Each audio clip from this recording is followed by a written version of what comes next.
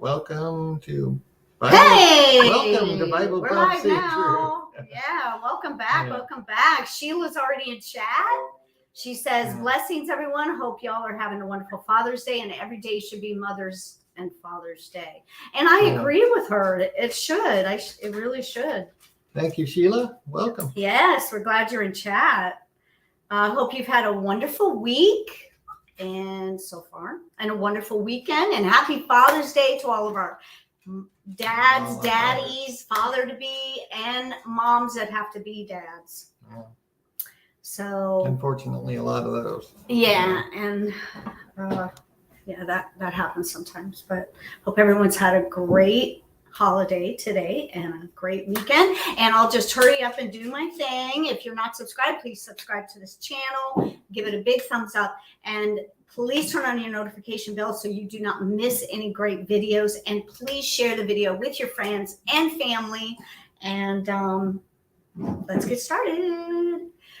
So, Annie was here Diane. first. Diane Notion. How's your day? How's your day? Hello. Very hot here in Minnesota finally. Did you work on your videos today? Did you listen to some more things? Okay, yeah, I was just wondering if you had been working on your videos. And I did talk to your brother, and he said no, everything's fine. He just couldn't get together with you, but he's still up for it. He said. I said, well, you just have to call her, and I don't want to be the middleman, so get in touch with your brother. So it's been very hot here. She doesn't want to talk about it. She's like, I don't care. He's your brother. He's our brother. He's your brother, too. I talked to your brother today. Yeah. Our brother. Yeah, it is hot. Yeah. So okay, you're doing your video still. You just have a lot of listening to do.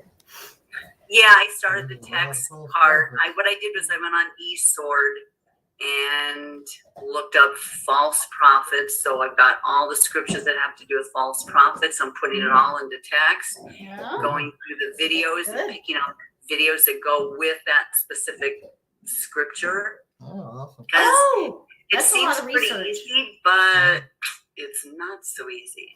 Yeah, I know. Because you hear a verse or you read the verse, and if it says in wolves clothing, then you think, okay, I've got to pick a video piece that goes right with that, even though it's still on false prophets, because false prophets is like huge. Yeah. So it does take a lot, or you're doing a lot of research for this video, which, take your time. I didn't do as much as I thought I did. I thought I looked over a lot of videos, and what I did was I was on YouTube, and I saved the videos on YouTube, so if I want to watch them again, I can, so they're not on my computer using up space. Yeah. These people are crazy. It shows people outside eating grass. Well, now. Okay. Beware. I'm looking forward to seeing that video. Yeah, me too. I look forward to seeing her videos, and she puts a lot on. Yeah, I do too, because God is really working with me. I fasted on Friday. Yeah, how was it? And I didn't have any thoughts. I sat in front of my computer. I sat for like 3 or 4 hours and listened to the Bible and prayed. Yeah. And I thought, well, maybe I'm just not supposed to work on my video today. So I thought, well, I'll try it again on Saturday. So I tried it on Saturday. I was like, I'm not getting anything, no inspiration. And then this morning I sat down and I decided I wasn't going to fast today, or maybe for half the day. All of a sudden I got all this inspiration. It's like, I know how I want to do the video now. You gotta figure out a whole format. It's like a book, and you have different chapters. Which chapter do I want to put in first? It's got to just flow. It just came to me. Yeah. Awesome. Jody, how's your day, Jody girl? It's good. Hey, I just want to do a shout out to Joe and Garrett. They're on. They see Welcome, us. Joe and Garrett. Welcome. I've heard a lot Yeah, about both we've of heard a you. lot of good things about you guys, and we're so glad you're listening in. We hope you'll stay and actually listen to, listen to We're the on stream. part 3 of creation Mhm. versus evolution, so it's very Yeah. interesting. Yeah. So how was your day, Gertie? Gert. It was Yeah, Gert. good. It was good. A little stressful because I had to deal with a family situation but it was a good situation where I was able to be bold for God and Yeah. I heard it about really Yeah. That's awesome. it. Yeah. even though it's Praise stressful, God. it feels good. It feels good. So Yeah. You got And the we thing to gotta remember grow. is they don't hate you, they hate God. Yeah. You're just standing up for God. Yeah. It always they feels hate- nice I to think tell that the truth. they hate me right now, but Yeah, I know. you know, It feels They like think you that, but told- Yeah. But you told the truth. And when Yeah. you tell the truth will set you free. yeah. yeah. That's right. And that is actually in That's the a quote Bible. from Jesus. Yeah. Yeah, that's actually in the Bible. People don't realize that the things that they say actually come out of scripture. Mhm. Sometimes. But the Sometimes. best part of it is my brother's still speaking to me, so it didn't Okay. affect our relation. I don't think it's affected our relationship. That's So good. that's Yeah. a positive. Yeah. Yeah. Well, good. Awesome. And we have to grow in the Lord. That's like what Dan and I were talking. We can't just stay stagnant. We can't just be in a certain place and then not go anywhere with it. We have to grow and progress. Oh, yeah. And I've been praying about it because I know there's times when I would listen to the Bible before and Yeah. I would listen but not hear. Now I'm hearing. Yeah. Now I Absorbing. Yeah. The first and second time that I read through the entire Bible, the first time I was just listening just to get through it, just to say, I finished it. The second time I started listening a little bit, but now is when I'm actually absorbing it and growing from it. And the more times that you listen or read it, you start remembering verses. And that's like in the Bible where God says we need to hold it in our hearts, scripture in our hearts. And I've had to refer back to scripture before, but I never could do that before because I didn't memorize it. I was just listening to it just to get through it. right. Yeah. And I've seen such a change in you lately, especially lately, where you're ready to just take a stand and say, this is how I believe, no matter who goes with me. This is how I believe. Yeah. Just keep moving forward. Oh yeah. Be very And I'm- stubborn when you think that the devil is trying to hold you back. Just Yeah, be keep stubborn. Yeah, pushing you're right. forward. Oh no, she's got Satan in her, unfortunately. I'll pray for her and I do pray for her, but No. that's Do all we can do is pray for those people. Yes, just Exactly. keep everything, and don't bend. We don't hate them. No, we don't just hate them. want them to understand the truth, and we Right. love them enough to tell them the truth, right? So Yeah. that we can potentially save their soul. Yeah. But don't hold it against her. Forgive. Right. Not to okay it, but don't hold bitterness in your heart for her. Right. Right. You can be angry, but not hold bitterness. Right. And that's why I always teach, if somebody will listen, as long as they'll listen, we can keep talking to them, keep telling them Yeah. and helping them to understand. But it's when they turn away from us that we just say, okay, goodbye. Yeah. Yeah. Right. Which has happened. Yeah. That people Yeah. turn their backs on us, but we just keep following Christ no matter what. Yeah. Right. Yeah. So Yeah, well, just think when we have when the 144,000 go out amongst the world, we're going to have their help. We'll have 144,000. Maybe not directly. Not directly, but Yeah. they'll No. see the people too. They'll help. Yeah. They're going to be doing the work of Christ, that's for sure. But Yeah. we don't know if they're going to be centrally located in a certain area or if they're going to be worldwide. We don't really know where they're going to be. Mm-hmm. Right. It doesn't tell us. Yeah. And if Joe's still on, happy Father's Day. Yeah. Happy Father's Day. Mm-hmm. So let's get started. Yeah. Last week, I'm going to share my screen. And so last week we covered, we've talked a lot in the last 2 weeks about, whether evolution is a science or not. And, based on the definition of science, right?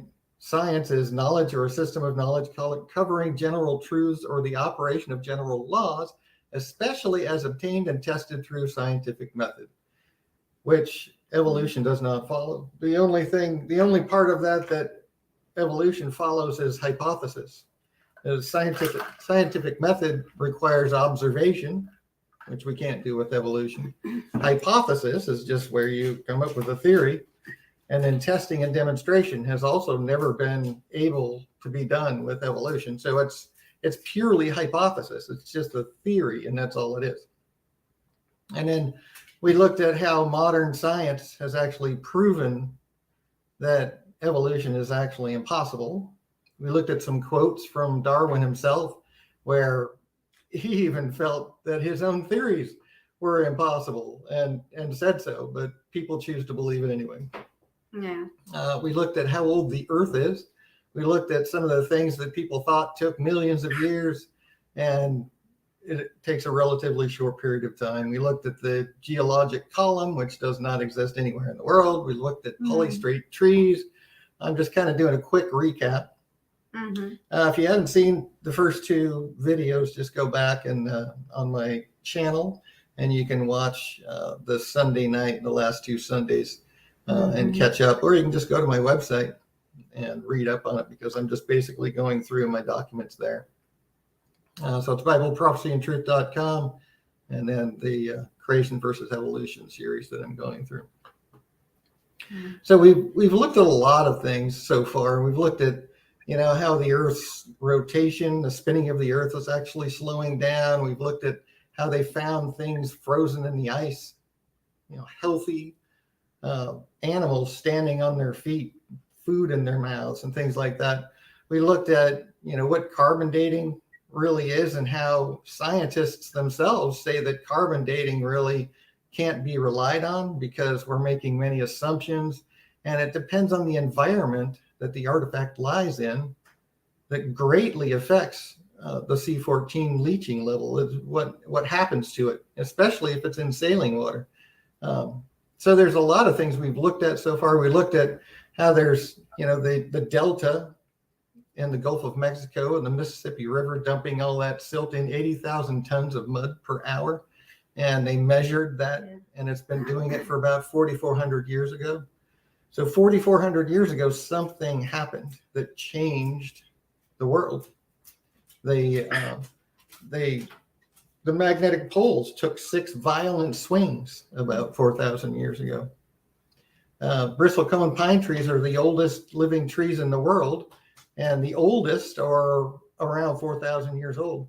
So 4,000 years ago, something happened. The science data shows us this. And we know what happened 4,400 years ago. It was the flood of Genesis, when God flooded the world. And then we've looked at kind of what dinosaurs are, where basically the word dinosaur didn't even exist until the 1800s, and it's just the Greek for Dinosaurs, which is terrifying lizard. And we looked at how reptiles, no matter how old they are, never stop growing. And we've looked at some of the old artifacts, like, if dinosaurs never existed and died off 65 million years ago, then mankind would have never known about them. Would have never even heard of them.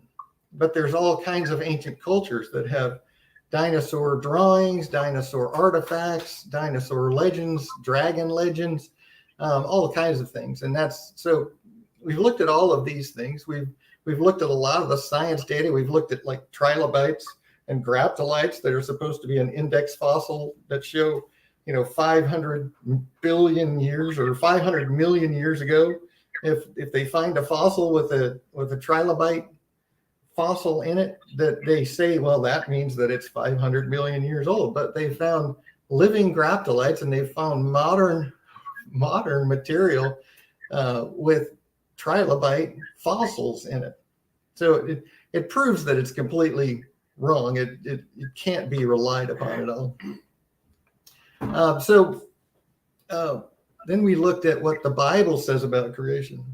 We looked at what the creation account it says itself.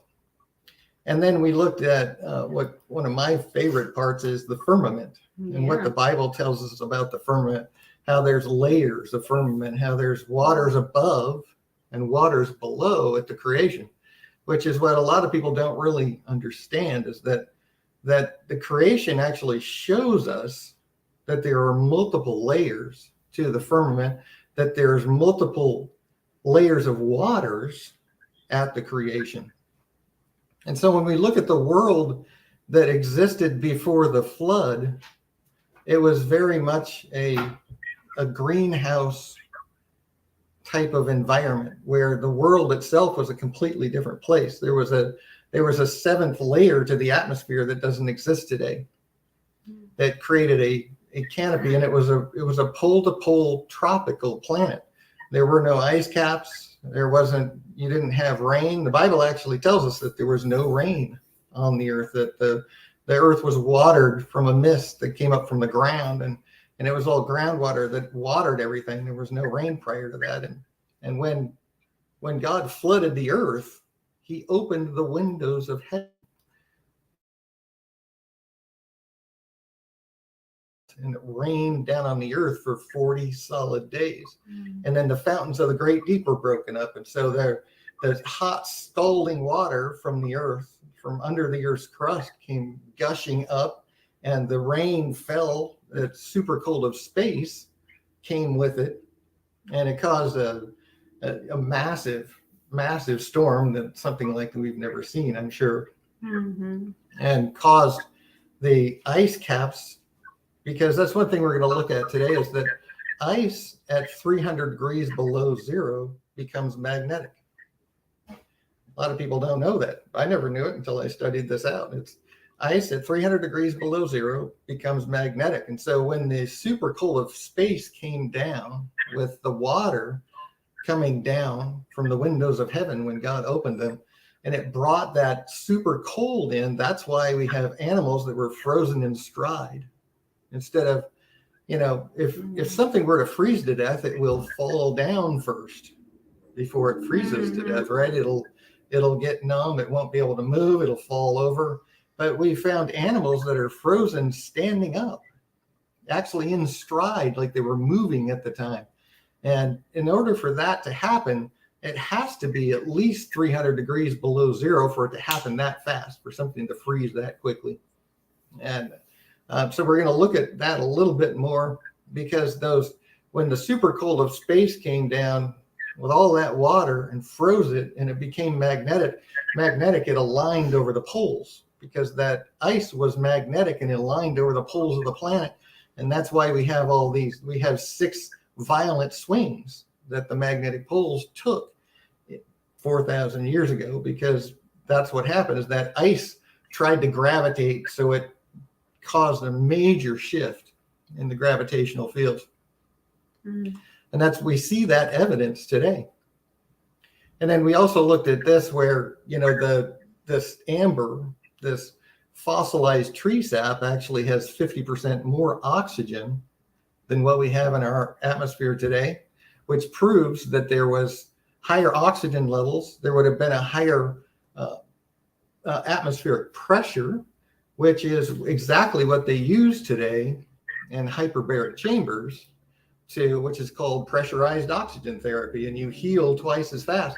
The environment before the flood was the whole world was a pole-to-pole tropical planet that was a hyperbaric chamber, in a sense, where it was higher atmospheric pressure and higher oxygen levels, which allowed things to grow much faster. They've done a lot of testing in hyperbaric chambers with science these days, and animals will grow. The growth rate is greatly accelerated, heal a lot faster, get a lot bigger.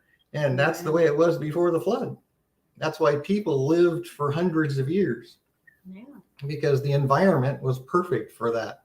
And that's why after the flood, remember we talked about how after the flood, people's lifespans initially were still in the 300-400 year range, but then in the second and third generations, it dropped off dramatically. And that's because the conditions on the earth were dramatically changed after the flood, because that layer of protective water, which would have been ice until God melted it and caused it to rain down on the earth, that layer is gone. So it's no longer a greenhouse. And that's why ever since then, the ice has been melting. And we're going to look at that a little more today. So we looked at a lot of pictures. I did a real quick recap because I know we have some new people with us today. But so today we're going to look at the dinosaurs that are actually mentioned in the Bible. And I say dinosaur just because that's what we recognize these big, huge reptiles as, right? And that's the thing is, when man was living for several hundred years before the flood, well, so were animals. And so reptiles never stop growing as long as they're alive. We can see that today. Reptiles never stop growing as long as they're alive. And so reptiles that were 300-400 years old were huge, which is where these big, huge bones came from. That's why the first dinosaur bone ever found was an iguanodon bone, because it looks exactly like an iguana bone that we have today. It's just a lot bigger. And it's just because it was a very old iguana. It's so simple. It's almost silly. It's so simple where they came from. But there's a couple places in the Bible, in Job, where God actually talks about these creatures. One's called a behemoth and one's called a leviathan. And the behemoth is, people like to say that, well, this is just an elephant. But let's look at what the behemoth is. His strength is in his loins, and his force in the navel of his belly. He moveth his tail like a cedar. The sinews of his stones are wrapped together. His bones are as strong as pieces of brass. His bones are like bars of iron. He's the chief of the ways of God. This is a big, huge, large creature with a big tail, like a tree, right? He moveth his tail like a cedar. And if you've ever seen an elephant, you know that elephants have tiny little tails. You're not late, pessimistic. Glad you're here. Hey, good to see you. Glad you're back. Good to see you. You're not too late. We just got started a little bit ago. No. So this is definitely not an elephant. It has a big, huge tail, and it says that he, his force is in the navel of his belly. He's got a big, huge body, and it's a large creature. And notice it says, "Behold now, behemoth, which I made with thee." This is something that God made at the same time he made man, same time he made everything. It's not something that he made 65 million years ago and then created man. He made it at the same time. And like we talked about before, when Noah brought these creatures on the ark with him, he just brought small ones. He brought very young ones that were still small. He didn't bring a 500-year-old reptile. Right. Because it was too big. He brought a very young one. And so that just makes that an easy question to answer. Well, I have a question. So when did these animals become extinct? Well, there's been a lot of animals that have become extinct over recent years. And maybe when And some of these reptiles have died off. A lot of them still live. They just don't get as big anymore. because of that atmospheric. Right, the conditions on the earth. Yeah. Yeah. So there's some of the different species died off and have become extinct over time, but there's still a lot of them that still live today, and they just don't get as large. And one of the things we're going to talk about is some of the like for example, the next one that God talks about is an actual fire-breathing dragon, right? By his neesings a light doth shine. His eyes are like the eyelids of the morning. Out of his mouth go burning lamps, and sparks of fire leap out. This is a fire-breathing dragon. Yeah. Sounds like it to That me. God's talking about in Job. and that's one of the things, it's this big, he raises himself up and the mighty are afraid. This is something that's very fearful, like a T-Rex, would have been if it was a fire-breathing huge reptile, right? Yeah. And that's, God talks about it like it's this big, fearful creature, which it would have been, obviously.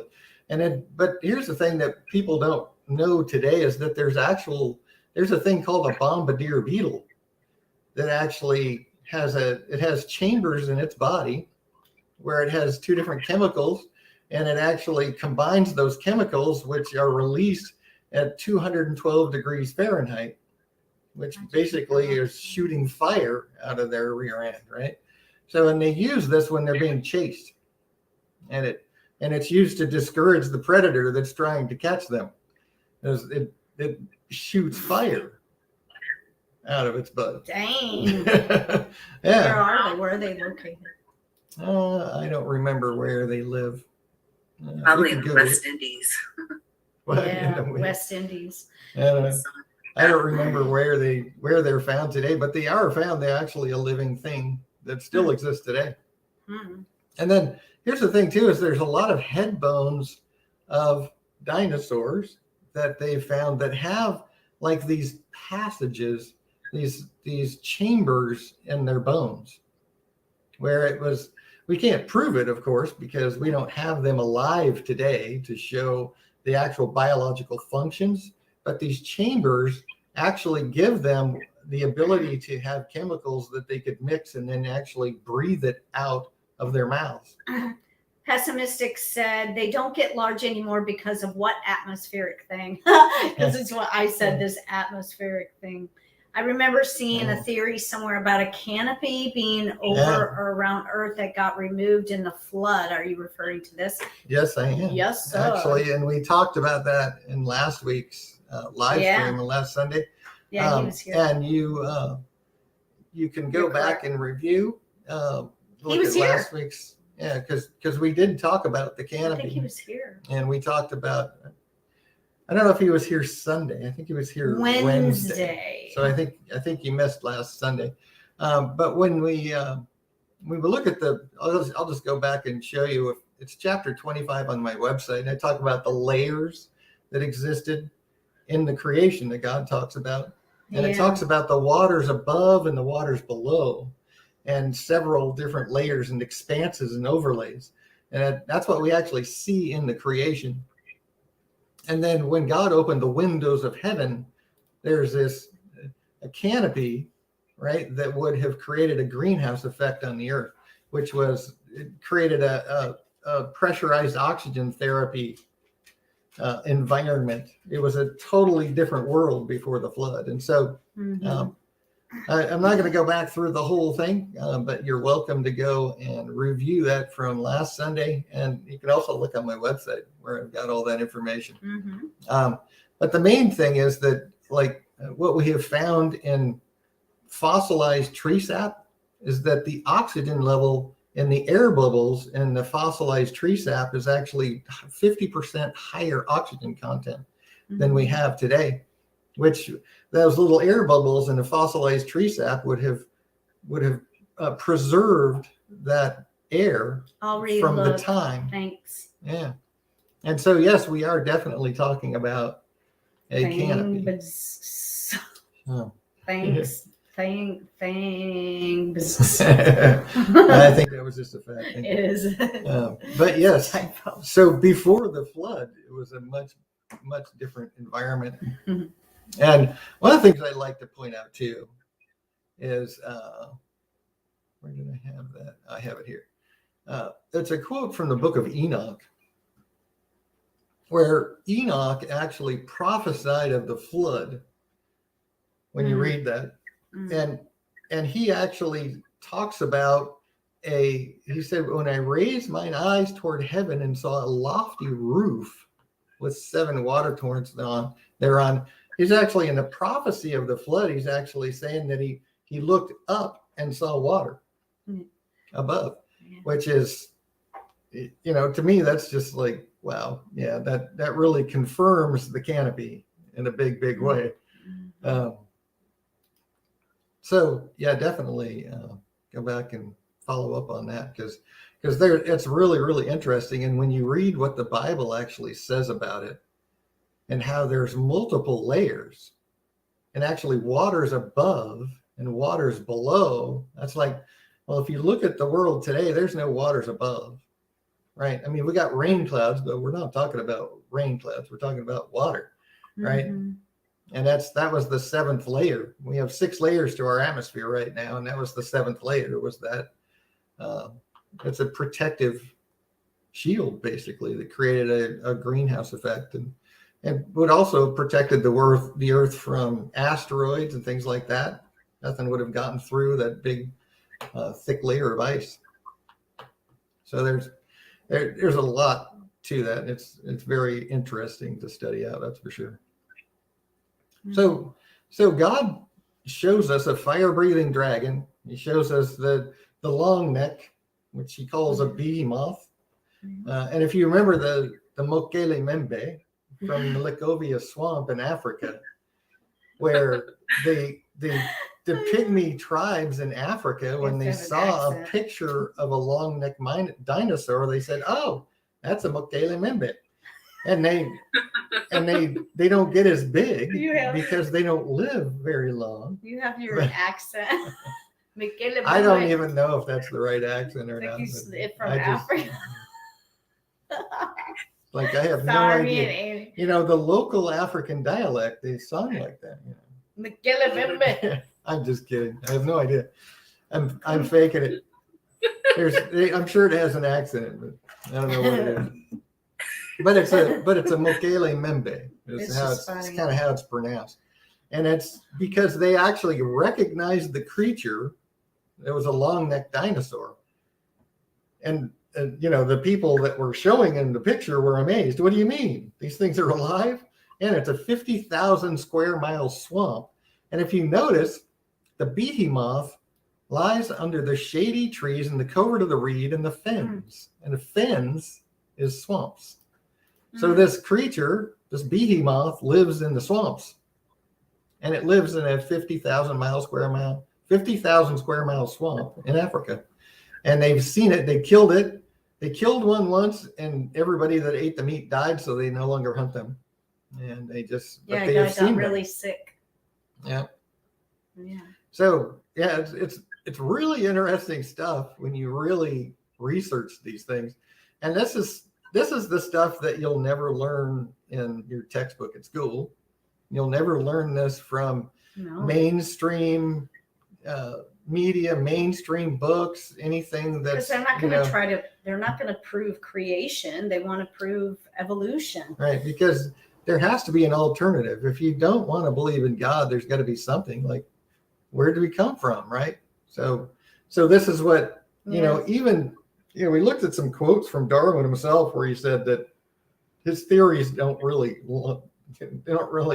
cut the mustard, but everybody has taken Darwin's theories and run with them because it's an alternative to God.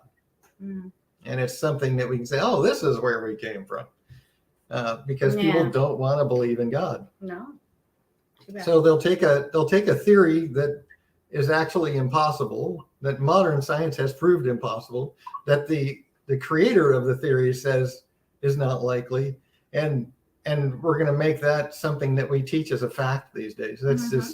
That's so. And then we wonder why people are so confused all the time, because they're not getting the truth. They're getting twisted garbage, and they don't know what to think. Yeah.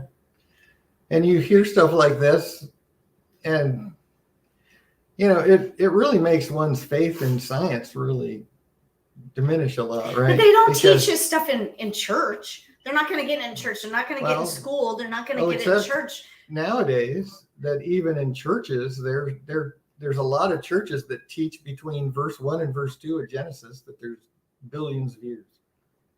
Well, okay. That God just started it all up. We weren't taught that, but we were never taught. I know you and I were never taught that, but they do teach that in modern churches. In some churches, they teach that evolution fits in the Bible. And it doesn't. We looked at that last week, where evolution does not fit in the Bible. Sheila says she agrees. She says, awesome. Agree. Yeah. So, where was I?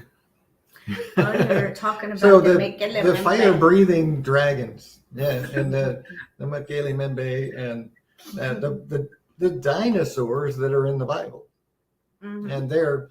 And even after, and the thing about Job, I'll just finish up with this, because Job, the book of Job, in the lifetime of Job, almost everyone agrees that it had to be around the time of Abraham. It was somewhere around the lifetime of Abraham that Job happened. Mm-hmm. And so it would have been like 300 years after the flood, which, you remember, the lifespans of men were still in the hundreds of years in the first generation after the flood. And it's only second and third generations where it started to diminish greatly. And by the fourth, fifth, it was down to 100, 150 years.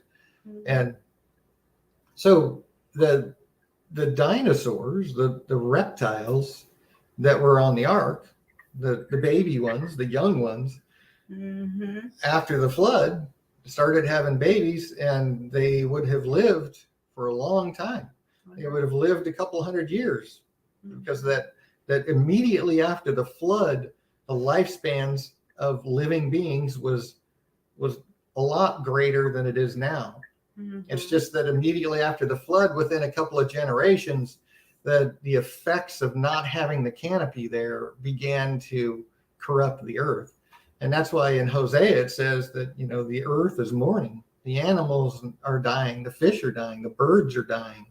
And it's all because of sin. It's because of man's murders, mm-hmm.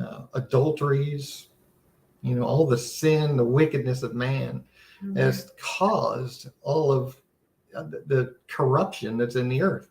That's why the earth is mostly, if you look at the earth now, it's 70% water, which it wouldn't have been before the flood. The seas were much smaller, and there was a lot more land. There was no ice, so it was a lush tropical planet, pole to pole, before the flood. And now there's deserts. Even in the tropics, right here in Florida, we live in the tropics, and the trees are dying. It's true. The trees are literally dying all over the place. And it's just, the world is dying. And it's because of sin. It's a direct result of sin. Mm-hmm. So, I wanted to point that out, because Job would have been around that time, and he could have actually, when God said, "Behold now Behemoth," he was telling Job, see Behemoth, right? Which is, Job was probably looking at a large, long-necked dinosaur, and God pointed him out to him. Fire. Because it would have existed then. Mm-hmm. So, and then one last thing, modern science, they're finding that they find these artifacts. There's what's the word I'm looking for? Fossils. Thank you very much. Sorry, it slipped my mind. They find fossils, and they found that when they find a fossil where they can actually distinguish the skin, they're saying, wow, it looks remarkably like that of some modern lizards. And I'm like, duh. It looks remarkably like that of modern lizards because I wonder why. they are just big lizards. That's all they are. Yeah. They're just much older. Yeah.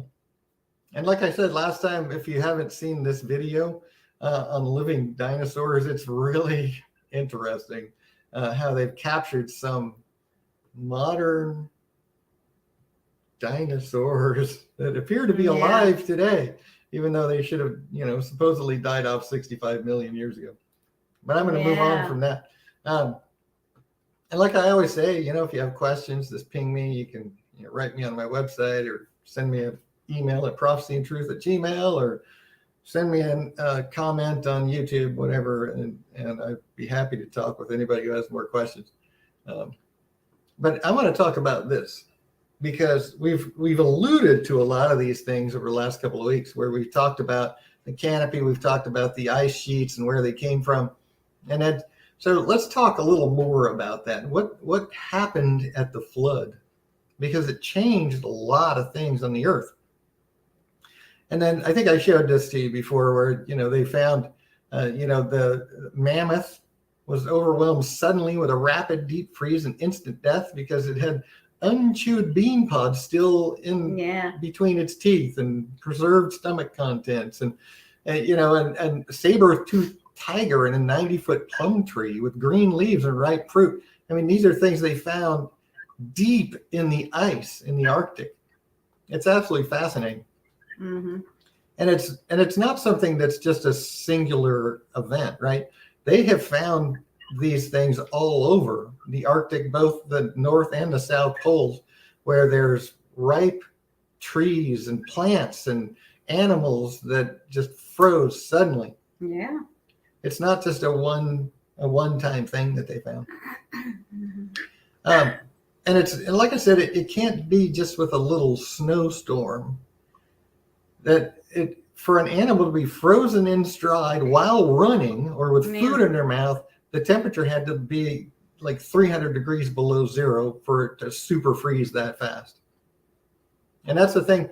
When the windows of heaven were opened, when God flooded the world, the super cold of space is measurable at 459.6 degrees below zero. And I say that with a caveat that there really is no such thing as cold, because what it really is the absence of heat. Cold doesn't exist. It's just no heat.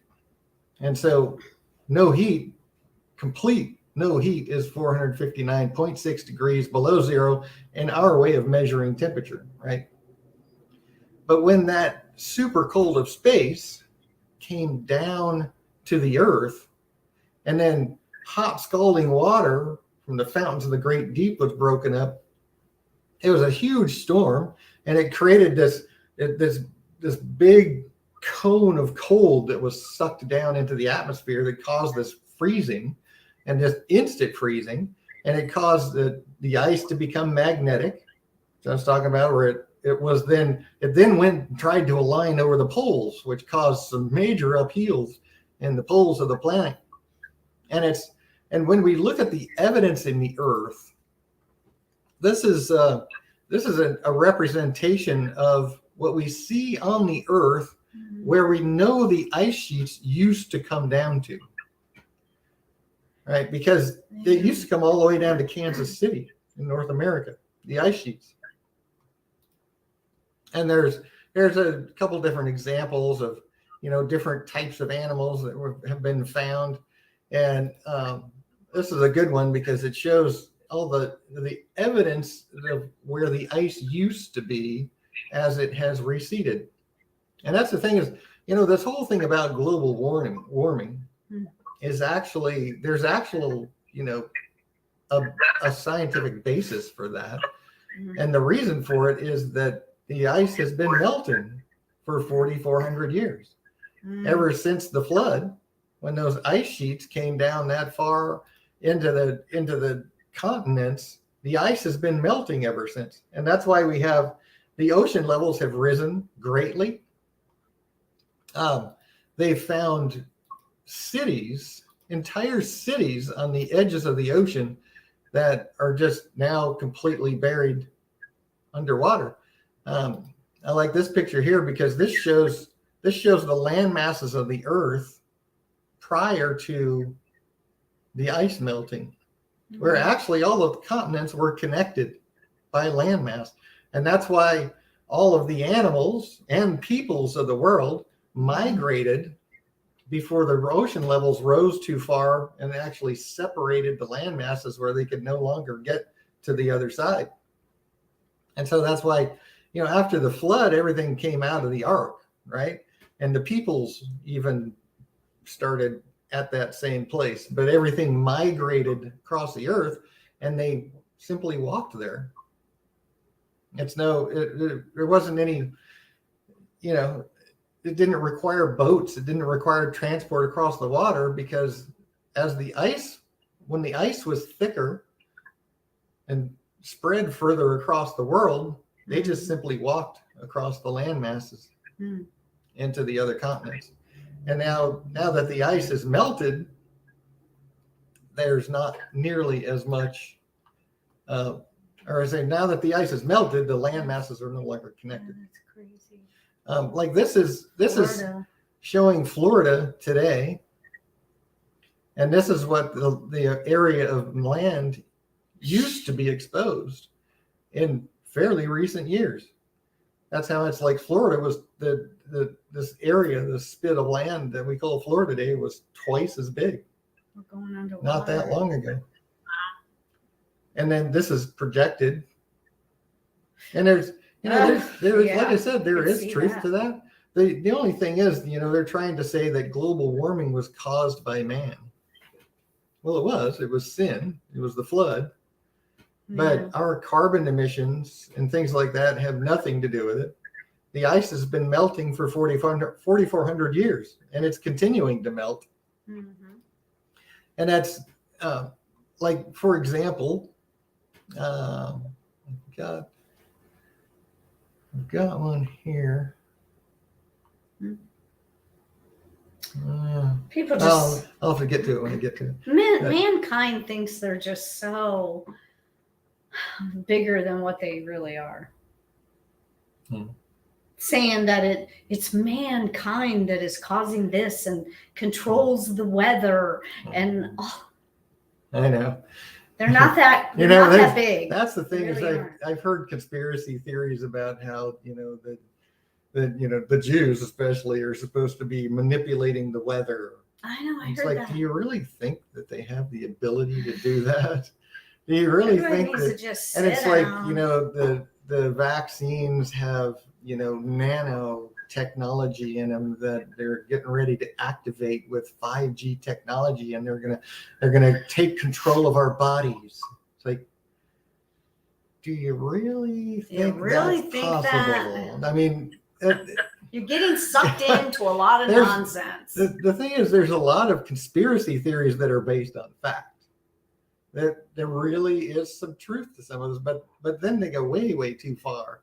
And we don't even have the technology to do this. We're barely getting into nanotechnology. We don't have nanotechnology that's able to infiltrate a human body and take over someone's brain. No, we don't have that technology. It is not possible. The aliens will help us. Yeah, right. Oh man, it's just crazy what some people come up with. But when you don't have God, it's you can really imagine a lot of things. Sure can. I mean that's when I was an atheist and I was trying to make evolution fit in my mind, I imagined all kinds of scenarios of how it could have worked. Because that's what I wanted to believe. And I tried to make it all fit. Even though I never could make it fit. I mean, it just never worked. I kept trying, but it was impossible because it literally is impossible. But this is what I wanted to show you a second ago. I was looking for this picture because the greenhouse effect, the greenhouse gas methane, the vast majority of methane in our atmosphere is produced by the jungles not by cows farting, not by our vehicle emissions, That's a temple. by the jungles. And it's just part of nature. We're not doing nothing we are doing is affecting the planet in any way, other than we're destroying it. You know, we don't care about it. We're just dumping all our garbage and our chemicals and everything into the earth, and you know, we're disrespecting it big time. But we are not causing the planet to change. The planet is changing because of the flood, because of the receding ice, and because of what happened and the changes in the world because of sin. Exactly. So, and that's, you know, the sun creates ozone, and the ozone is thinner in the poles because guess what? The sun is not as strong in the poles. So, I mean, it's really simple. The stuff that they try to say, you know, we're creating this hole in the ozone. No, the ozone is thinner in the poles because the sun's light is not as strong there. It's not, it doesn't, it's crazy how they try to say, well, it's mankind's fault. And it really, you know, why they're doing that. They're doing that because they're trying to establish control. They're trying to take these things and make us believe them so that we'll allow them to do what they want to do. Just like this whole, you know, thing with this crazy pandemic and that stupid thing that they tried to force on everybody, you know. Yeah. It's all about control. It has nothing to do with science or facts. It's all about them wanting to establish control. And they're trying to do it any way they can.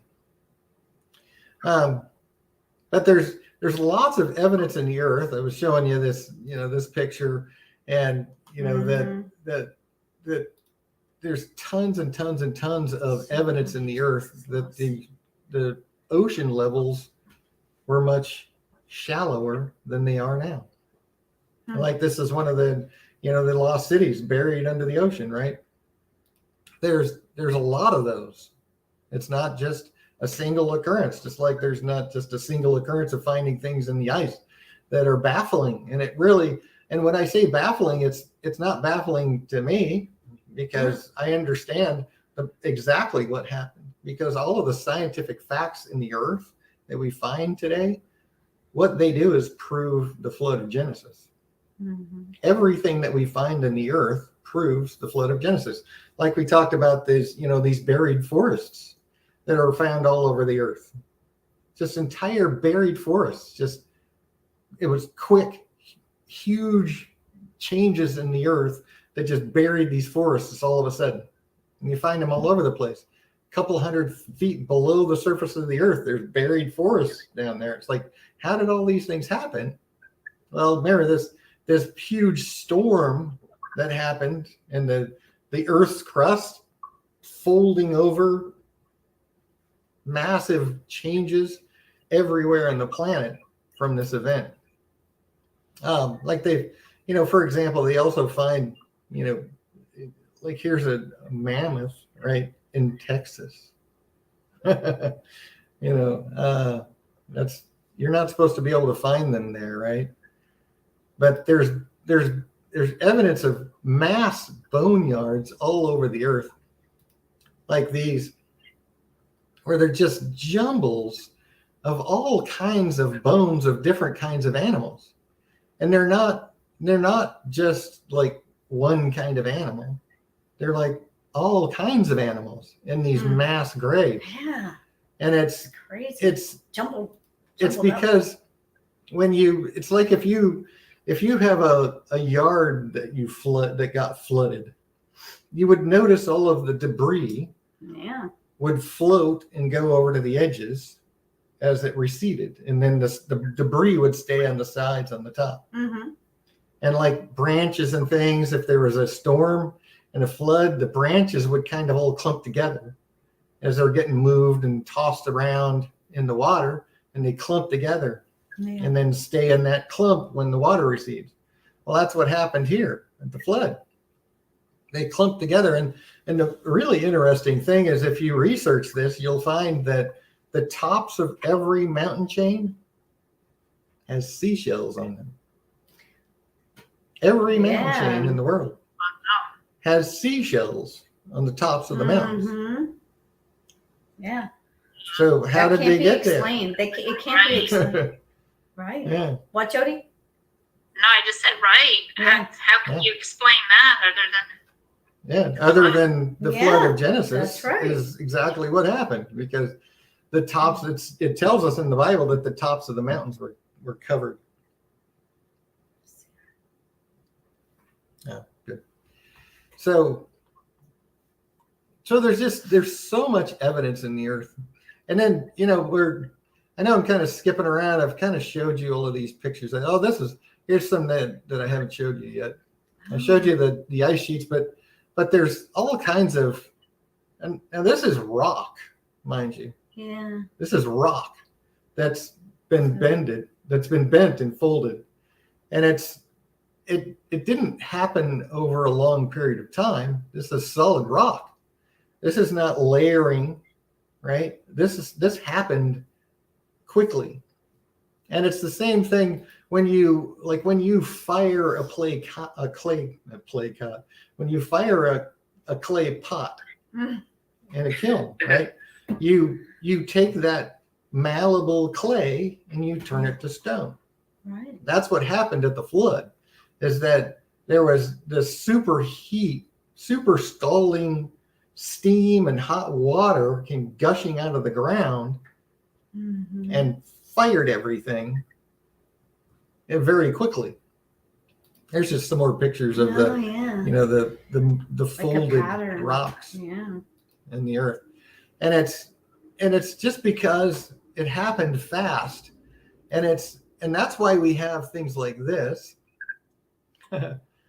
where you've got tracks that are actually baked into the stone. This is solid rock that has these footprints in it. And it's because it was soft at the time that there was a man and a dinosaur. They say that dinosaurs became extinct 65 million years ago, and that mankind never existed at the same time. It's the same thing that we talked about last week, where we saw all of these artifacts of people that never could have known about dinosaurs creating art of dinosaurs and man riding on a dinosaur, things like that. This is the footprint of a man next to the footprint of a dinosaur, baked into the rock. There's all kinds of evidence all over the earth. Here's another one where there's a footprint. Actually, you can see the claw prints of this dinosaur. Oh, yeah. And then here's the footprint of the man right in the middle of it. Here's the toes. This is the heel over here. Oh, yeah. That's the foot right there. And it's right in the middle of that dinosaur print. There's this, you can see this a little better where they put it on a t-shirt, and you can actually, they highlighted it a little bit. You can see the foot there. Yeah, it's a track of a man crossing a dinosaur track, right? These are things that, obviously they don't tell you about these things when they're teaching you evolution, because this kind of proves the theory wrong, right? If man existed at the same time as dinosaurs, then if they would have done their research when they were trying to teach you evolution instead of just reading out of a book, then they would find out that it doesn't exist. That creation exists. It's just, like we talked about, it's not a science. It is not something that you can prove with science. It's more of a faith-based belief system. I believe this happened. There's no science to prove it. It's just what it is. Pessimistic said, just a thought, I wonder if you know of any experiments where they grow different types of reptiles in high oxygenated pressure chambers to simulate a canopy environment. Now, I don't know of anything specifically where they've actually raised reptiles in a hyperbaric chamber, but they do a lot of testing and a lot of experiments with hyperbaric chambers and animals being raised inside of that environment. Yes. I don't know about reptiles specifically. I'll have to research that. What happens to the animal? It grows really fast. Well, it grows a lot faster. Yeah. The growth rate is greatly increased. and it gets bigger. Yeah. Well, then it probably would happen with reptiles. Yeah, and that's Can you imagine a it's just a snake known- that big around? Oh, yeah. no. No, it's that's just a- okay. That's one thing Or that's a just a known spider. fact. I mean, science is something that you can observe, hypothesize, test, and demonstrate, right? Well, science proves to us that reptiles never stop growing. As long as a reptile is alive, it continues to grow. We just know that it's a fact. So before the flood, when things were living hundreds of years, they just got big. And here's another article about, how these big jumbles of bones, they're all kinds of animals. All, fish, birds, mammoths, men, all kinds of animals that are buried together in these big mass graveyards. And it's because they got clumped together and they're all kind of buried all at the same time. Yeah. And then, they try to tell us that petrification takes millions of years, right? For these bones to have become petrified, it took lots and lots of time. But, there's so much evidence now that, like, this is a petrified bone in a modern boot. It only takes a few years, and it doesn't take a long period of time. It takes the right environment. Because if it's a wet environment, if it's the perfect type environment, something can actually turn to stone in just a couple of years.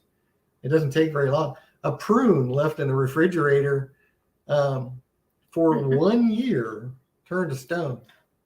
Oh, Petrified prunes in 1 year. Yeah. I need to It clean doesn't out my take fridge. millions of years.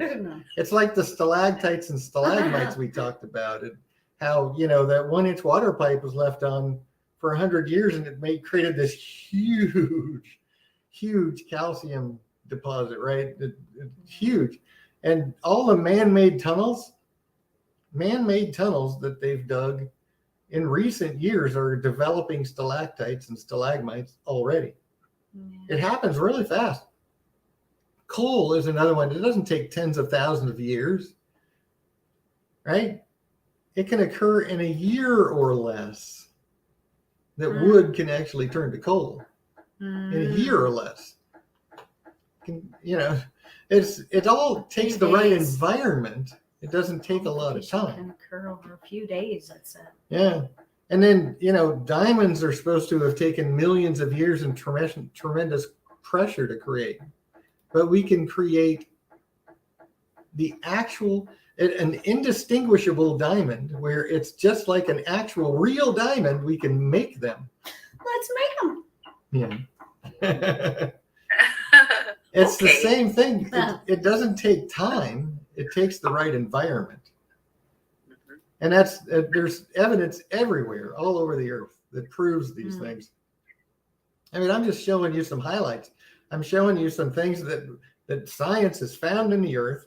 And what it does is all of this evidence that we see on the earth of these ice sheets, the jumbled bones, the bent and shaped rocks, all prove this event happened 4,400 years ago, just like we know that something happened 4,400 years ago because,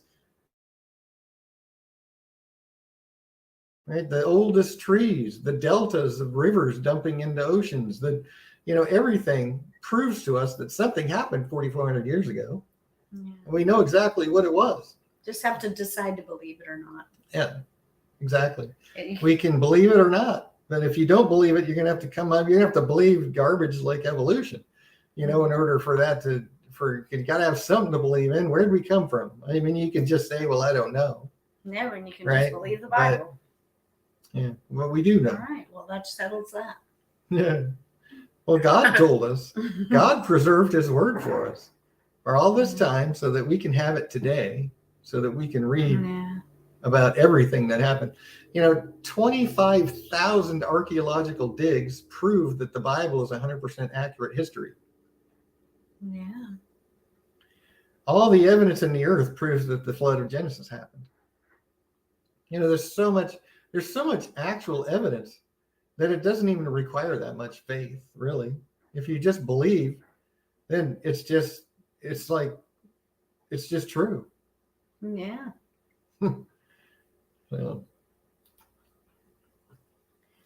So then, Yeah. what about Lucy? Because I've heard that so many times I had to write this article, right? Because Lucy is supposed to be this transitional form, right?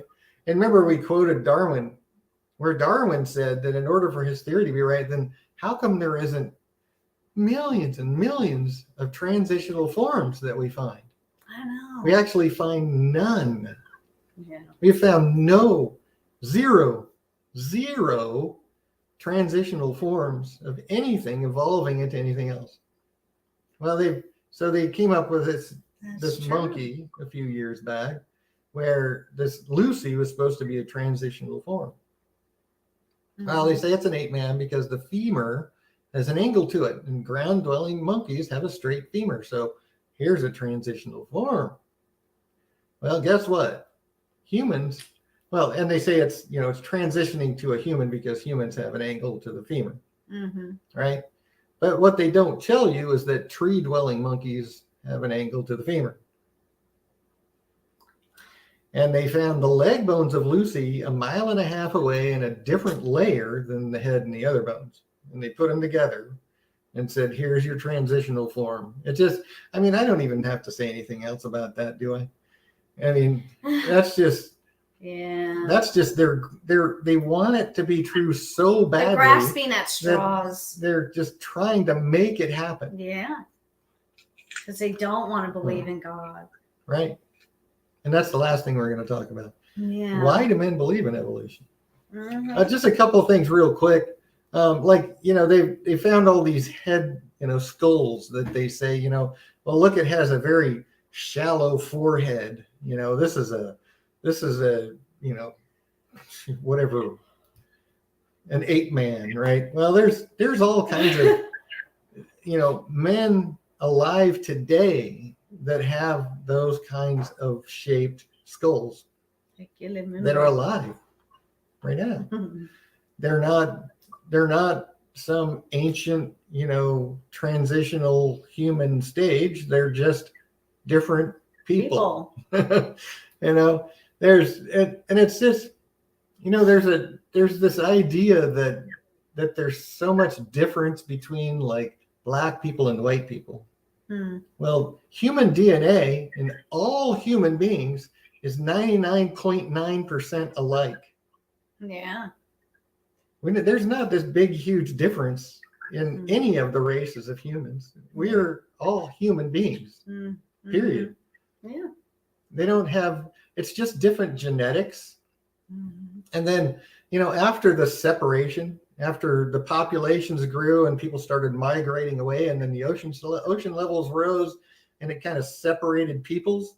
That's why we have the Asians, the whites, right, the blacks, because the dominant genes are what caused that group of people to look the way they do.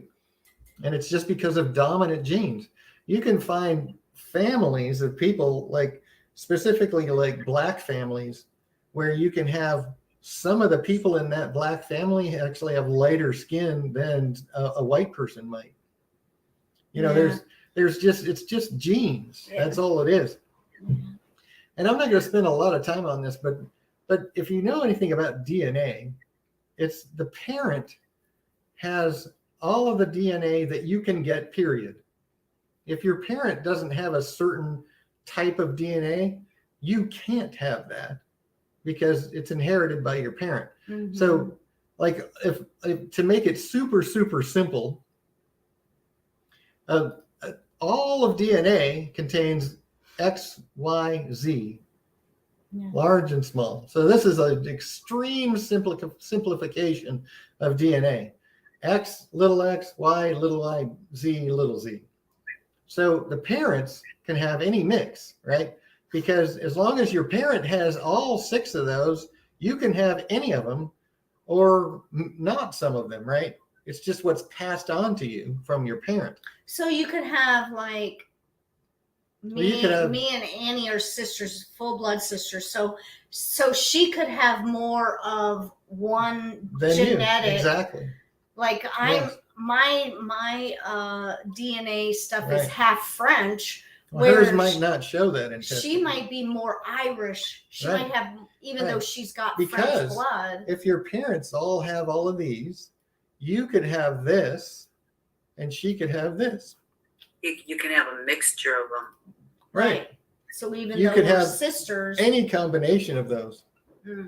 Now, if you have this, you can never have a child that has the big X or the little Z. Unless you marry someone and have a child with them that has the big X or the little Z, and then they can. Otherwise, if they're gone, those genes are gone from that strain, from that DNA strand. And your children can never, unless it's mixed back in by someone else. So that's a very, very extreme simplification of DNA. So I wonder, but that's really the truth of it. I wonder, with Jody, Jody has 2 children, and I wonder if, say she's full blood French, if one of her children, not both of those children can be half French. I mean, I'm saying one could be half French, and then the other one could have more of their dad's. True. See, I always thought that's how genetics work. I was this, my sister and brother were the same. You don't have to be exactly the same as your parents, right? You just have to have some of the parents. You can only have what they had. Right. Right. Yeah. Huh. So that's a super extreme simplification, but that really is the truth of it. It's really that simple, that it's just the genetics that are passed down. And if when peoples migrated, the dominant genes became, they no longer had some of the genes from some of the other races. So the dominant genes is what stayed there. And they were never mixed in from another race. And especially Asian countries, especially like China, they've been isolated from the rest of the world by the mountain chain that keeps them isolated from Europe and Russia. And so they've had a very, their genes have not been tainted much by any other race coming into that area for a long, long time. Like North Korea. Well, like the Koreas, right? Yeah. Yep, North Korea. I mean, they're shut off from the rest of the world. Yeah. Yeah. But that's that whole part of the world was kind of isolated. They've had boats and things for a long time, but travel wasn't, you couldn't get to China back in the day without having a very terrible journey trying to get there. Yeah. And then, back in the day, they probably would have killed you when you got there anyway. So. They didn't like outsiders. So there's a lot of stuff that I've written in here about the theory of evolution that I'll invite you to read it yourself. I'm not going to just read it on the live stream, but go to my website and check it out if you want. Chapter 28. Do you have a picture of Lucy? I don't, and I should get one because you're not the first person that's asked that. I should get a picture of the bones and put them on here, but it's not even the same animal, it's so ridiculous. So, and then what happened to the water, right?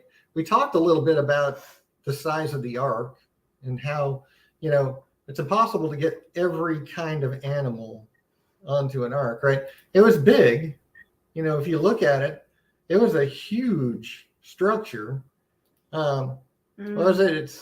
It was big enough to hold 530 railroad cars, and they put 250 sheep in a railroad car. So that's 132,500 sheep-sized animals that they could have gotten on the ark. Yeah, that's a lot of animals. And God didn't need every single type of animal. He only needed each kind of one dog, animal, one cat. right? That had all of the DNA. Not like So one Doberman and one Chihuahua. Right. They just needed every kind of animal. And at that time, they didn't have a big variety of cats. That's and true. dogs. That's true. I think there are. Even now, they've got a lot of different kinds Like of the deer. hairless- Well, they've Cats. been doing a lot of cross breeding and things these days. Yeah. Yeah. But that's They're all not God needed. evolution. They're And it not- actually says that in Genesis 8, every beast, every creeping thing, every fowl, whatsoever creepeth on the earth after their kinds Mhm. went forth out of the ark. He just needed one of every kind. And it's actually, he took two of every kind, right? A male and a female. Yeah. And then some, he actually took 7 pairs of certain kinds of animals. Yeah. But we don't know what kind. Yeah, it actually tells us. I just didn't note it here. But it does tell us the different types of animals that he See, took and I should 7 know of. that, right? If I've read through the Bible 4 times, I should but that's know the thing. all of that. That's why we have to continually read the Bible. Right, because we you can't miss remember stuff. everything it says. Yeah, we miss There's stuff. over about 1 million words Mm-hmm. in the Bible. You're trying to remember it all in 1, 2, 3, even 4 readings. Like Yeah. Annie's like, I never knew that. Yeah. Well, that's the thing. I've read the Bible I so know. mave times I've lost count. But When there's did still that stuff happen? that I have to go look up. I can't remember everything. You Yeah. know? Yeah. But I showed you that picture before. You know, the Earth was a much different place before Mm-hmm. or immediately after the flood. And all the continents were connected. And then I like to point this out too. You know, some people say it was the local flood, but the Bible says that the waters prevailed exceedingly upon the earth. All the high hills that were under the whole heaven were covered. The mountains were covered. The entire earth was flooded. Yeah. It wasn't just a local flood. And if it was just a local flood, why didn't Noah just move away? He had 100 years. I know. Could have just moved to where the flood wasn't going to be. I know. You know, he didn't have to build a boat. That makes sense. Okay, looks like I'm moving out of town. Yeah. There's this I mean, rain people thing try coming. to come up with these arguments against the Bible, but it doesn't cut the mustard. And then, you know, well, how did they take enough food for everything? Well, God had Noah bring food onto the ark for all the animals. And here's the thing. You remember the 2 times in Matthew 14 and Matthew 15 where Jesus fed thousands of people with just like a couple loaves of bread and a fish? Yeah, that's true. Yeah. So God simply kept that food, took the food that they brought and made it last for the whole year that the flood lasted. Mm-hmm. God can do He anything. can provide. It's not that hard. There's nothing too hard for God. No. Otherwise, yeah, it would have been impossible if it was just up to man and Noah was trying to bring enough food for all those animals. It just wouldn't have worked. And Just- sorry, I'm not going to Yeah. spend my time worshiping a God who has limits. Yeah, can't do that. Yeah, right. And then what happened to the water? Well, here's the thing about when we look at the earth, if you know about the trench at the bottom of the Pacific Ocean is actually 7 miles deep. 7 miles deep. This trench at the bottom of the Pacific Ocean. God, he caused the land to lower and he brought the mountains up, which is what it says. It covered us the deep of the garment. The water stood above the mountains. At thy rebuke, they fled. At the voice of thy thunder, they hasted away. They go up by the mountains. They go down by the valleys into the place which thou hast founded for them. God sunk down the floors, which are now the bottom of the oceans, Yeah. and raised up the mountains, which is why we have 70% of the world is covered by water now. It wasn't before the flood. The seas there was probably many more seas and a lot smaller. But it doesn't give us the exact geography of the planet, which would be kind of cool to study if we could. So, and then the seafloor sank. This is the Eldridge Moore is a prominent geologist. Is not a Christian, doesn't have anything to do with God. But in his scientific studies, he discovered that the seafloor sank when the planet was covered by water at some point. Well, that's exactly what happened. Even today, the land in the regions that get flooded, like by the Amazon River, it lowers that land every year as it floods. It still continues to cause the land of the region to sink. And that's just it's another thing that's just a very simple explanation to a lot of the questions that people bring up. What happened to the water? 7-mile deep chasm at the bottom of the Pacific Ocean. That's where a lot of it is. And then, Genesis 8:3, at the end of the flood, most people think the flood was 40 days. It rained in a torrential downpour for 40 days. The flood actually lasted a year before the waters receded. And the waters returned off the earth continually. And after the end of 150 days, the waters were abated. Now, this is 150 days, a section of it. When you go read the account in Genesis 6, 7, and 8, you'll see that it was actually a year, the total amount of time before the waters were abated off of the earth. And then things like this, where this is a vertical wall, rock wall, and it has footprints running across it. This is a guy standing. This is a rock wall. This is the face of a rock that's vertical, and there's footprints running across it. And the reason for that, well, it's like animal. Dinosaur footprints or animal footprints. Oh yeah, that guy's really small. Yeah, and the reason for that is because when all of this happened, the Earth's crust was just transformed greatly. Earth was just folded over. Rock walls were stood up. Because as it turned to rock, and then the Earth was still moving, it just raised up, and that's why we have things like this, where it's totally unexplainable. If you try to say that this rock wall, was created over millions of years, then how did you get footprints running across a vertical surface like that? It's impossible. Science can't explain these things. The flood of Genesis explains it all. You just have to have faith. Yeah. And it doesn't even really require that much faith. Well, something like that is really crazy.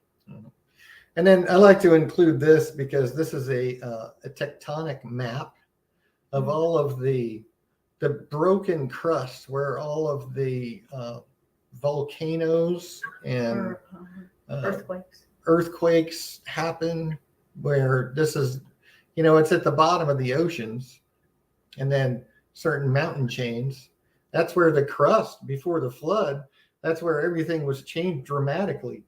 And that's where we're at now. Is this Florida up here? Yes. Yeah, this is a map of the world. And it's really interesting, and that's, God said when we get towards the last day, one of the signs of his coming would be earthquakes in diverse places, all of these things. And there's an earthquake in Georgia. I just want to show everybody this little graph that I have here. In the last 100 years, that earthquakes have quadrupled. They're getting stronger and more frequent, and they're all over the world. There's earthquakes happening in diverse places, which is exactly what Jesus said would happen, that there would be earthquakes in diverse places. There's everything that Jesus said would be happening is happening. He said what herald is coming. Yeah, and everybody thinks that that earthquakes are just in like the western side, but when I heard there was an earthquake in Georgia, a couple years ago, or last year or whatever. Last year, in Georgia, which is right. Yeah, you never hear of that on the East Coast. I was watching a documentary where they were showing tsunamis and stuff because there are under the water. There's plates under the ocean. Mm-hmm. So that's what causes tsunamis, is just an earthquake under the sea. Yeah. Right. and they're having tsunamis in different places. Yeah. Yeah. So, I mean, there's so It's much clear, evidence. Everything Yeah. Jesus said would herald his coming is happening right now. And it's all we have to do is just look at the facts, look at the evidence. Yeah. And exactly what he said is happening. Mm-hmm. So a couple of things on why men believe in evolution. You know, we've talked about this, right? It's Yeah. because they don't want to believe in God. But even Antony Flew, he's like the most famous atheist ever, right? He debated in Oxford in the 50s. He promoted atheism. He has, you know, these books that he wrote, like the most famous one, The Presumption of Atheism, right? He was a very successful atheist. And he wrote 10 books against belief in God, a lot of other works. But here's the thing. He, at the end of his life, when he was 81 years old, he said that there had to be some intelligence behind it all. And who is he? Antony Flew. Is he the guy that was in the wheelchair? No, No, that's that's a scientist. I what don't was remember. his I can't remember his name? name either. Oh. I bet you a pessimistic optimist is writing it down right now. Okay, I can't so remember his name, but I know what you're pessimistic. talking If you're about. still on, who was Yeah, the guy in the the wheelchair. scientist Yeah. in the But wheelchair Antony Flew that was was an a atheist? very successful atheist. And he, at the end of his life, said, you know, what I think the DNA material has done is show that intelligence must have been involved in getting these extraordinarily diverse elements together.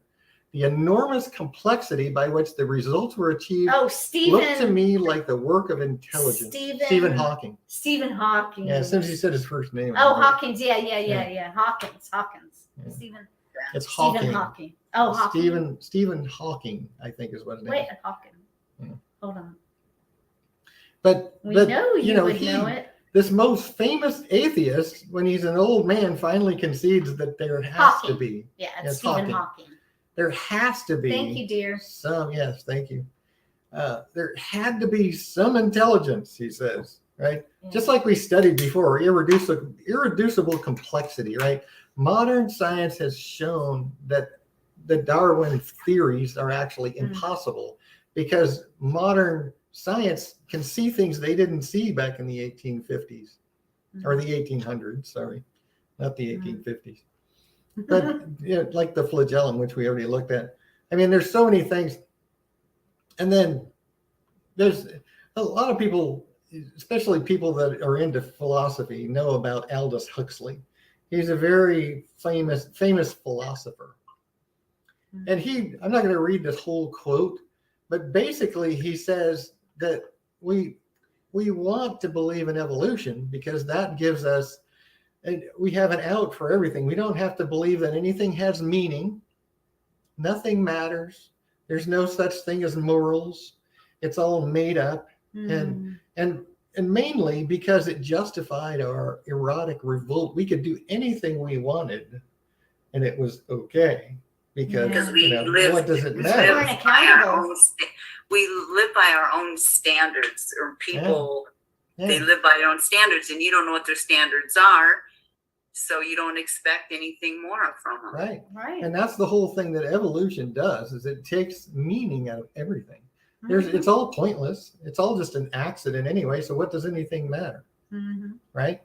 And that's what he says, you know, he ends justifying ourselves in our political and erotic revolt. We could deny that the world had any meaning whatsoever. We just believe in evolution. There's no meaning behind any of it. And in fact, whatever we do is just part of evolution. It's just going to change because it's the way it's supposed to be. Yeah, we have no accountability. We don't answer to anything or anyone, and we just have our own Nature lives. just made me the way I am. All I got to say is good luck with that. I know, right? So, yeah, no meaning, no morals, no reason for guilt. Oh, who wants no to one feel feel guilt. You know, but God said that everything made by Him knows of Him. That's right. And even when I was an atheist, I wouldn't have admitted it then, but I do now, that even when I was an atheist and trying to deny God with every cell in my being, I always knew deep down. I just denied it, shoved it away, ignored it, tried to argue my way out of it. Yeah, but I knew. Boy, I'm sure glad And you then- believe in God now. Well, I love God now. Yeah. I thank him for saving me for 30 years and allowing me the time to come to him. Yeah, Yeah. that's what I'm grateful for. Me too. But, and then, you know, what is going on in the world right now? Here's a really good quote from Dr. Lynn Margulis, who is a knowledgeable member of the establishment, right? Basically a scientist who is prominent, says more and more today's universities and professional societies guard their knowledge. Collusively, the university biology curriculum, the textbook publishers, the National Science Foundation review committees, the graduate record examiners, and the various microbiological, evolutionary, and zoological societies map out domains of the known and knowable. They decide what can be known and what can't be known. They distinguish required from forbidden knowledge, subtly punishing the trespassers with rejection and oblivion. They award the faithful liturgists by granting degrees and dispersing funds and fellowships, while the people that don't follow their rules get shoved out. And that's exactly what they do. This is a person who's involved in all of that, writing about it. And that's, huh? Yeah, sad. It That is. is sad. Yeah, because you got to do it our way or you're out. Sorry. You know, they don't want to believe in God. And this is a good one. Even if all the data point to an intelligent designer, such a hypothesis is excluded because it is not naturalistic. So even if all the data says that there had to have been something behind this, we're just going to exclude that hypothesis because it doesn't go along with our narrative. Sound familiar to anyone? Yeah. The recent That's science what's going on that's going in on? colleges. In colleges. Yeah. 1 second, please. Where'd Annie go? I don't know. She put herself on mute, and it's probably your landlord or something. Yeah. Maybe. Or maybe she went to the little girls' room. So I know it's 8 o'clock. Yeah. I'm going to wrap this up. But this is the whole thing. Your worldview, your attitude is everything. Our worldview is what guides us. And if we believe in evolution and we believe there's no accountability for anything, then we have people like Hitler, Karl Marx, Jeffrey Dahmer. All these people believed in evolution. If you look at all the violence today, these people, it's a mental health problem. These people don't believe in anything. They don't think anything matters. Yes. You know, what does it matter? If we're just an accident, what does it matter, right? No. It's a very sad thing. And that's why, you know, God said, professing themselves to be wise, they became fools. That's the world today, basically. Got some admissions from people. Nature magazine, June 2005, scientists behaving badly. Because falsification, fabrication, plagiarism, you know, all kinds of just not science. They're not doing their job. Yeah. They're saying things they're actually lying about things so that they can, you know, make their narrative seem true. Yeah. This is a good one. Evolution is a fairy tale for grown-ups. The theory has helped nothing in the progress of science. It is useless. Louis Bonheur, director of Strasbourg Zoological Museum. Yeah. It's a fairy tale for grown-ups. I like that because that really does kind of sum it up. Yeah. And scientists are becoming more and more atheist all the time. So they're pushing this evolution narrative because they don't want to believe in God. Yeah. And here's something that I thought of this at some point a few years ago, and I had to put it in here because it's like, if natural selection means that the best evolutionary form of a species is the one that survives, right? So if natural selection is true, and about 8% of the world is atheist, and another 5% are non-religious, but believe in some kind of universal spirit or higher power, then natural selection is telling us that we should believe in God. Because 92% of the world believes in God. That's right. Whether it's Jesus or another majority. It's the majority. Yeah. So those who believe in natural selection and don't believe in God are those who natural selection will kill off. That's funny. It is kind of funny. Oh boy. So if you just wait around long enough, they'll be gone. Please think about it. For people who don't believe in God or they don't believe in the truth about God, life is pretty bleak. You know, I just one day started thinking about how these people that are being arrested for murder, they're not living their lives for God and stuff. They're acting the way they are because they're hopeless. Right. There is no hope.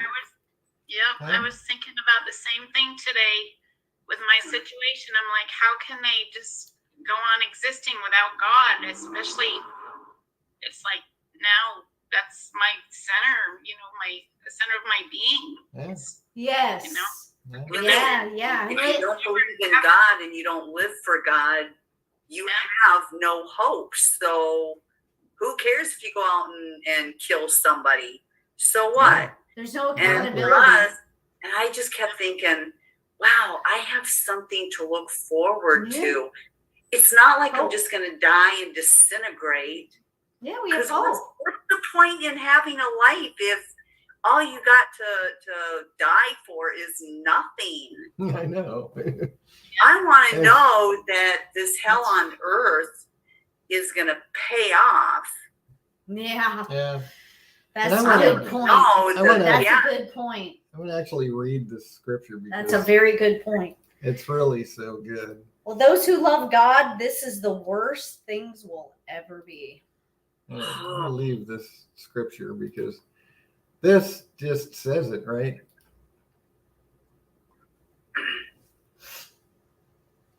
God said, He said, for the wrath of God is revealed from heaven against all ungodliness and unrighteousness of men who hold the truth in unrighteousness, because that which may be known of God is manifest in them.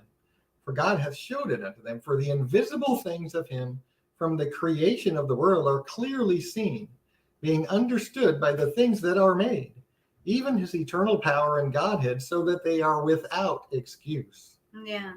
Everything made by God knows of God. Him. And there's not going to be any excuse. Yeah.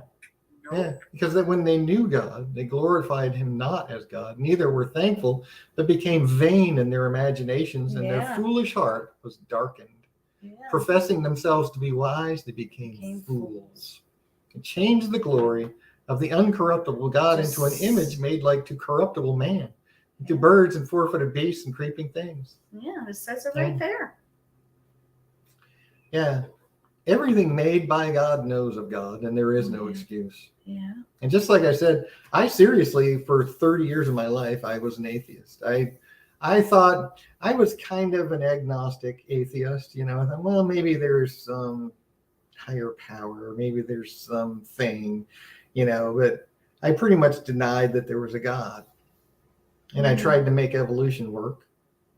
I tried to make it all fit in my mind, and I imagined all kinds of scenarios and how it could have worked and what could have happened, and all these ideas, Yeah. but I struggled with it a lot because anyone Mhm. with half a brain, and if I'm insulting you, I'm sorry, but I was there, Mhm. and I'm talking about myself.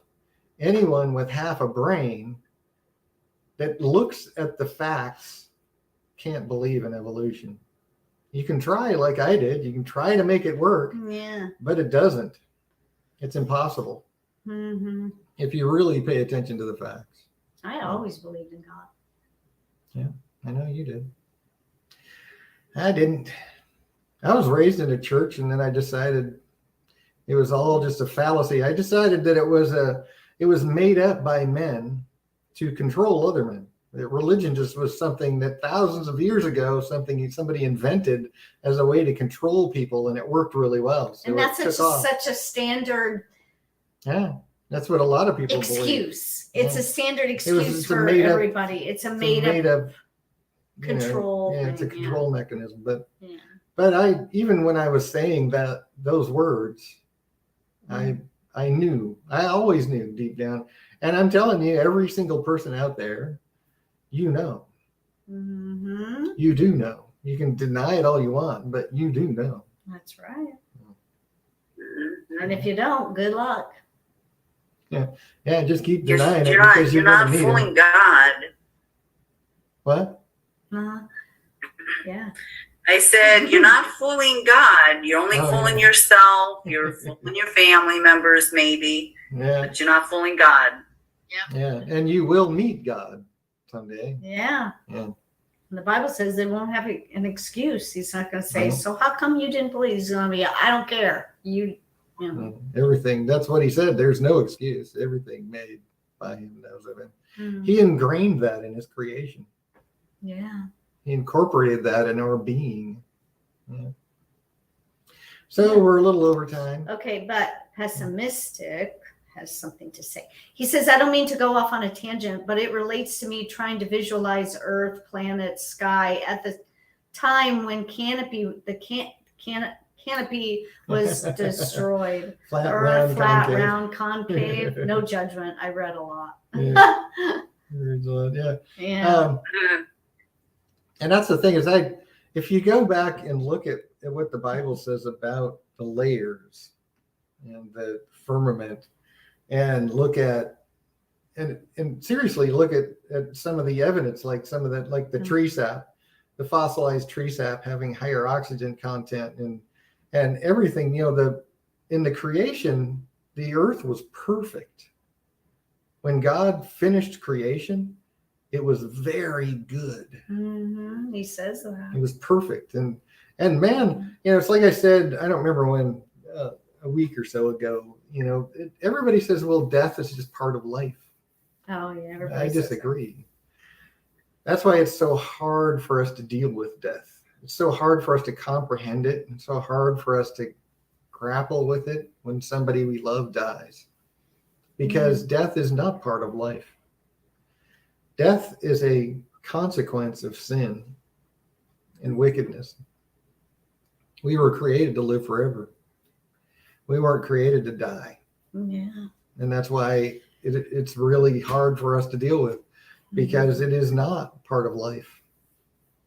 It's something we all have to deal with, and we all tell ourselves that it's just part of life. It's just what happens. But when we understand why, it changes our outlook. It changes everything. Mm-hmm.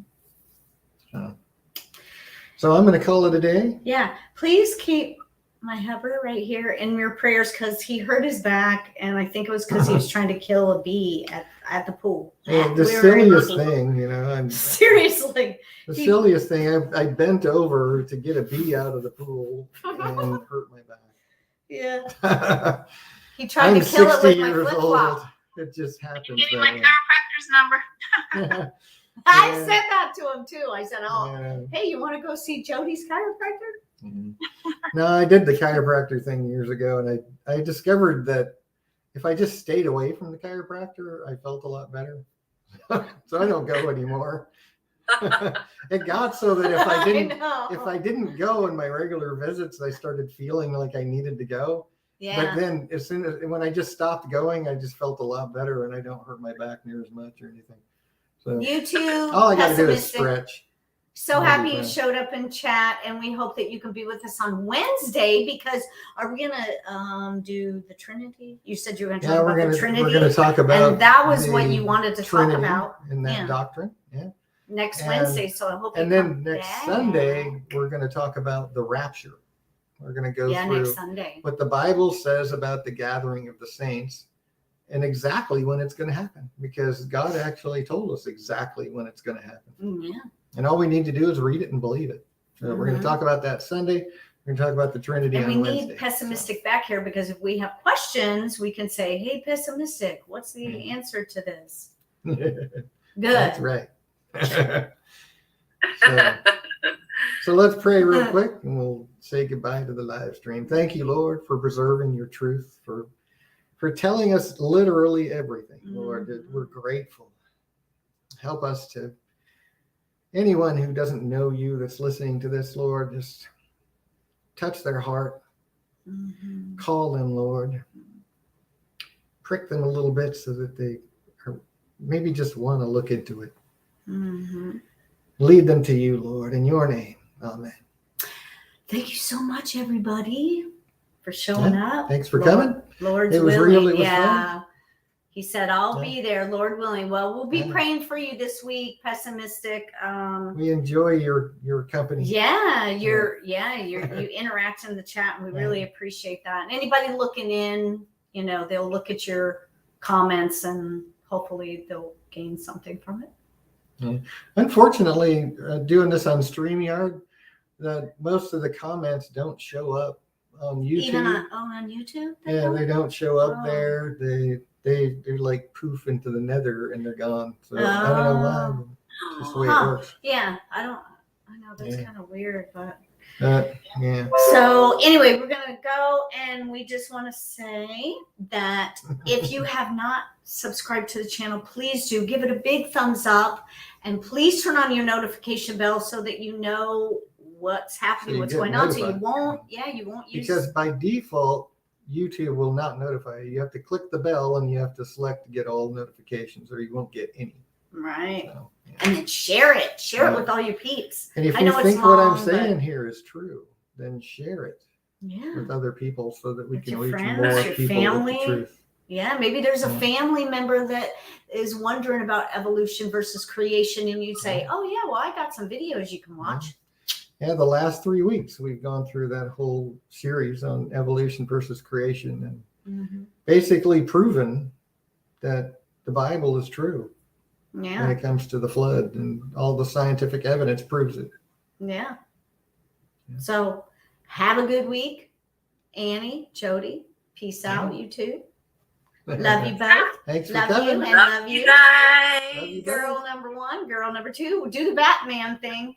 Love you all. Same bat place, same bat channel, same bat time, same bat channel, same bat Time. Something like that. Good enough. Good enough. We shouldn't have put her on the spot. All right. All right. We'll Bye, see you all. guys later. See Have you a next great time. weekend. Bye. Happy Father's Day. Happy Father's Day, Dan. Happy Thank Father's you. Day. Thank To you too. Bye. Bye. Love you. Bye. Love you. Love you.